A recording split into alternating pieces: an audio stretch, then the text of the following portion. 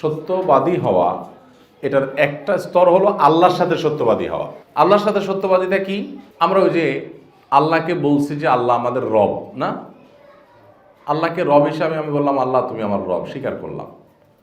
এখন আমি এটা ভেতর থেকে কতটা ধারণ করি, এটা হলো আল্লাহর সাথে সত্যবাদিতার ব্যাপার। যে আমি আল্লাহ তাআলার কাছে রব হিসাবে যে স্বীকার করলাম, আসলে কি আল্লাহকে পালন করতে মনে করি, তাহলে আমার চাকরি, আমার ব্যবসা বাণিজ্য নিয়ে এত অরিড হওয়ার তোমার কিছু নেই। আমি যদি মনে করি যে আল্লাহই রক্ষাকারী, তাহলে তো আল্লাহর প্রতি সে বিশ্বাসটা, আমার তাওয়াক্কুলটা ওই লেভেলে থাকা দরকার। এগুলো হলো আল্লাহর সাথে সত্যবাদিতা আর কি, যে আমি মুখে যেটা বলছি সেটা স্বীকার করতেছি কিনা। আল্লাহ তাআলা যা ফয়সালা করেছেন এর মধ্যে আমার জন্য কল্যাণ আছে, আমি বিশ্বাস করি, তাহলে আমি সন্তুষ্ট থাকবো, আলহামদুলিল্লাহ বলবো। যে হয় নাই, আলহামদুলিল্লাহ, যাক, বোঝা গেছে এর মধ্যে আমার কল্যাণ আছে। হতে পারে কষ্ট হচ্ছে, হোক, কিন্তু কষ্ট করে সুখ আমার আছে নিশ্চিত। এই সত্যবাদিতার অংশ হিসাবে মানুষ আল্লাহর রাহে নিজেকে শহীদ হিসাবে উপস্থাপন করার জন্য স্বপ্ন দেখবে। এটা হলো আমি মুখে আল্লাহর জন্য যে সব কিছু বলতেছি, আমি বলতেছি ইন্না সলাতি ওয়া নুসুকি ওয়া মাহইয়ায়া ওয়া মামাতি, আমার সালাত, আমার জীবন মরণ সব আল্লাহর উদ্দেশ্যে নিবেদিত। এটার বাস্তবায়ন যেন আমি করার মানসিকতা লালন করতে পারি, আল্লাহর সাথে সত্যবাদিতার অংশ। নিয়তে সত্যবাদিতা, আমরা যখন কোনো কাজ করব, কার খুশি করার জন্য করব, কি ফিডব্যাকের আশায় করব, এটা হলো নিয়তের সত্যবাদিতা এবং অসত্যবাদিতার ব্যাপার। আমরা যখন শুধু আল্লাহকে খুশি করার জন্য করব, তখন আল্লাহর সাথে আমি সত্যবাদী হলাম। তখন আল্লাহর সাথে সত্যবাদী হওয়ার একটা এক্সাম্পল আমি দিলাম, যে ঠিক আছে আমি আল্লাহকে খুশি করার জন্য, অন্য কোনো ধান্দা টার্গেট কারোর কিচ্ছুই আমার দরকার নেই। আমাদের একটা রোগ আছে, ক্রেডিট নেওয়া আছে না? এটা তো এখন রীতিমতো একটা ফ্যাশনে পরিণত হয়ে গেছে, তাই না? মানে উর্দুওয়ালারা বলে হিস্সা নেওয়া, হিস্সা নেওয়া, হিস্সা লেনা। আর আমরা বলি হলো এটাকে কৃতিত্ব জাহির করা, ক্রেডিট নেওয়া। তা কি ক্রেডিট টেডিট নেওয়ার চেষ্টা করবে না। ক্রেডিট চলে আসছে ইচ্ছা ছাড়া, ভিন্ন কথা, কিন্তু আমি ক্রেডিট জাহির করা, ক্রেডিট নেওয়ার চেষ্টা করব, এটা কিন্তু আমি করছি, এটা আমার করা, আর এই জিনিসটা আমি আপনাকে দিছিলাম। মানে এগুলো হলো সব ক্রেডিট জাহির করা।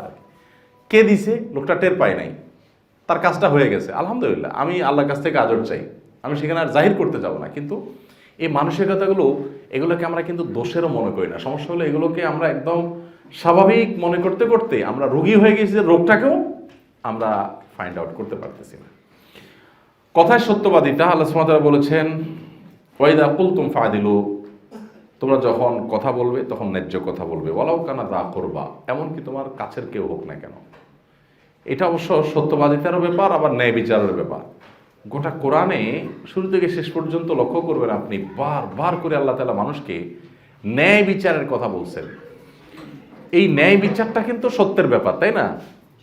অন্যায় বিচারটা মিথ্যা, আর ন্যায় বিচারটা হলো সত্য।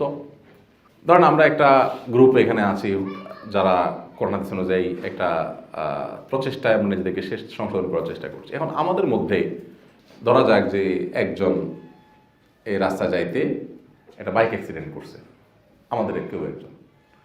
এখন রিক্সাওয়ালার সাথে হয়েছে, ওই দুর্ঘটনাস্থলে যদি আমরা কেউ একজন যাই, যাই দেখারি মাত্র আমরা একসাথে দার্স করে আসলাম, ক্লাস করে আসলাম, আমার এই ভাই তো, তখন আমাদের মেন্টালিটি কি দাঁড়ায়?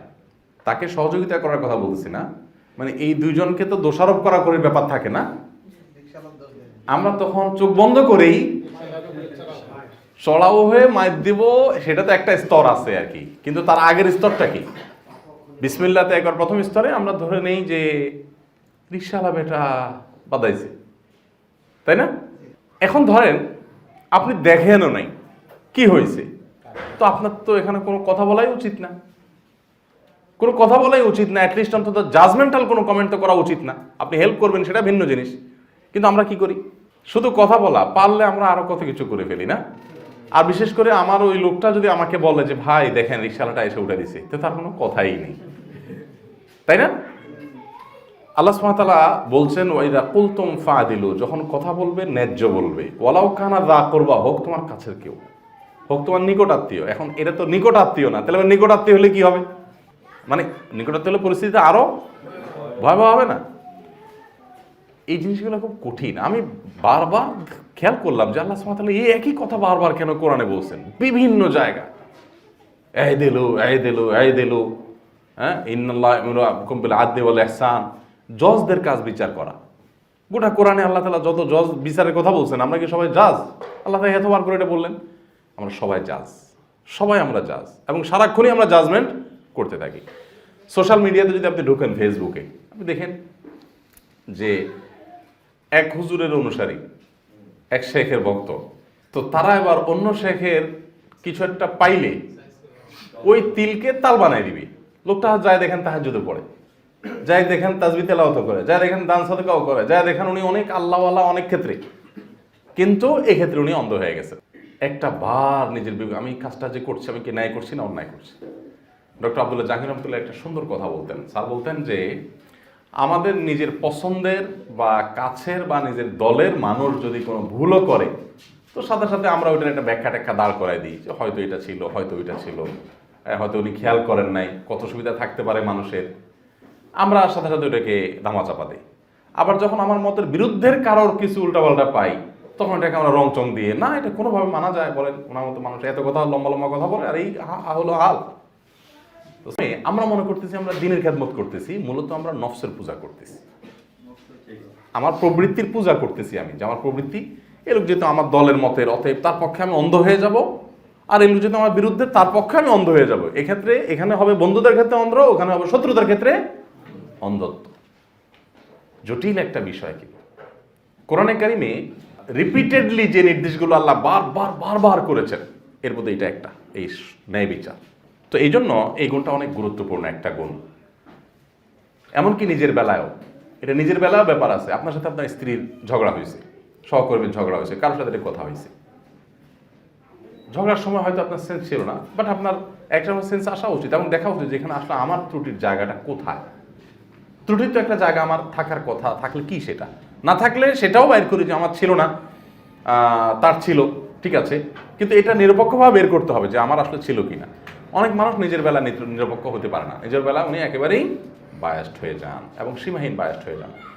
কাজের সত্যবাদিতা, হ্যাঁ, ইয়া আইয়ুহাল্লাযীনা আমানু তাকুল্লাহা মা লা তাফআলুন, আল্লাহ বলেছেন যেটা তুমি করো না সেটা তুমি কেন বলো। এখানে মূলত অঙ্গীকার সম্পর্কে বলা হয়েছে যে যেটা তুমি মুখে, যদি তুমি বাস্তবে করবা না, মুখে সেটা বলতেছো, ওয়াদা করতেছো। আবার আমলের ক্ষেত্রে এটা প্রযোজ্য হয় যে আমি বলি কিন্তু আমি নিজে সেটা করি না, এটা অসত্যবাদিতা। কিছু সত্যবাদিতার প্রসঙ্গ আছে যেগুলো আমাদের মাথায়ও আসে না, বা অনেক মাথায় আসে বাট আমরা কেয়ার করি না, যেটা আমাদের হঠকারিতামূলক, মানে বেখেয়ালে কোনো লক্ষ্য করা ছাড়া আমরা সেগুলো করে ফেলি। যেমন আপনি গল্প বলছেন, গল্প বলতে গিয়া গল্পটাকে জাস্ট একটু চাঙ্গা করার জন্য ভাই এমন মাইর দিছে, ভাই একদম জিব্বা বাইর করে ফেলছে।